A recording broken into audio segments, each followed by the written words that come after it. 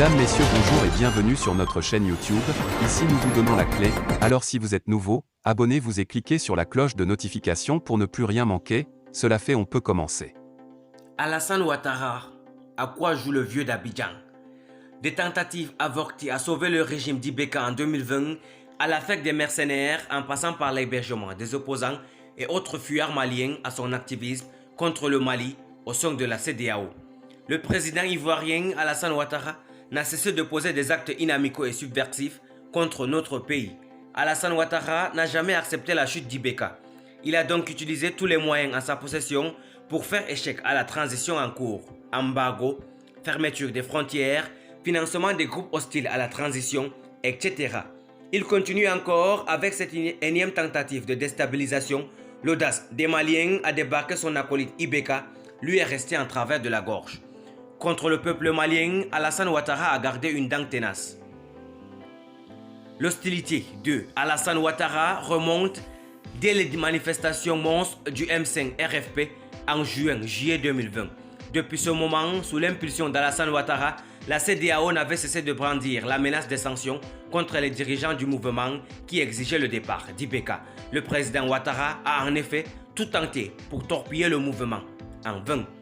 Alassane Ouattara et Ibeka avaient en commun d'être des présidents nommés par la France. En effet, le vieux président ivoirien avait bénéficié du soutien de l'ex-puissance coloniale pour occuper le fauteuil présidentiel à la suite d'une rébellion sanglante et au prix fort de centaines de milliers de victimes. Pourtant, lors de la crise ivoirienne, les Maliens avaient pris et fait cause pour Alassane Ouattara, offrant notamment gîtes et couvercles à ses proches. N'ayant pas pu sauver Ibeka, le président ivoirien s'est alors échéni à poser des actes contre le Mali et les nouveaux dirigeants du pays. Pour certains observateurs, Ado est tout simplement de Macron. De ce sens, la CEDEAO, sous l'impulsion d'Alassane Dramane Ouattara, a pris une série de sanctions contre le Mali le 9 janvier 2022. Fermeture des frontières, gel des avoirs, rappel des ambassadeurs. Ces sanctions ont choqué l'opinion publique malienne et africaine. Aujourd'hui encore, des voix s'élèvent partout pour dénoncer l'acharnement de la CEDEAO contre le Mali et ses dirigeants.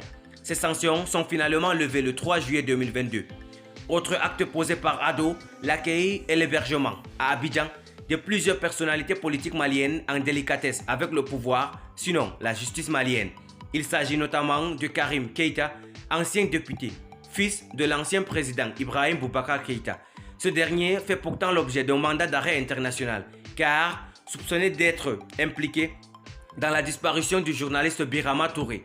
D'autres pontes de l'ancien régime ont trouvé refuge à Abidjan, notamment l'ancien ministre de la Défense, Tienam Hubert Koulibaly, Eina Ibrahim Koulibaly, président du mouvement républicain.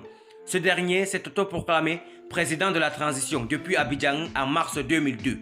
Il fait l'objet de poursuites judiciaires. Pourquoi ces actes inamicaux contre le Mali? Que veut au juste Alassane Dramane Ouattara? À quel jeu joue le vieux président qui, après tripatouillage de la constitution ivoirienne, est à son troisième mandat? Ce sont là des questions posées aujourd'hui au sein de l'opinion malienne. Pour sa part, le professeur Franklin Nyamsi, panafricaniste et conseiller de Guillaume Soro, explique: Alassane Ouattara se croit supérieur. Il n'a jamais pardonné aux autorités de la transition leur refus d'allégeance, surtout leur volonté de souveraineté. Il entreprendra toutes les actions pour déstabiliser le Mali.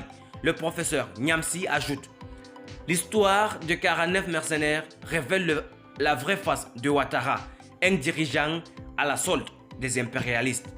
Merci pour votre aimable attention. Si vous êtes nouveau, n'oubliez pas de cliquer sur la cloche de notification et de vous abonner à la chaîne. Merci et à très bientôt pour une nouvelle vidéo.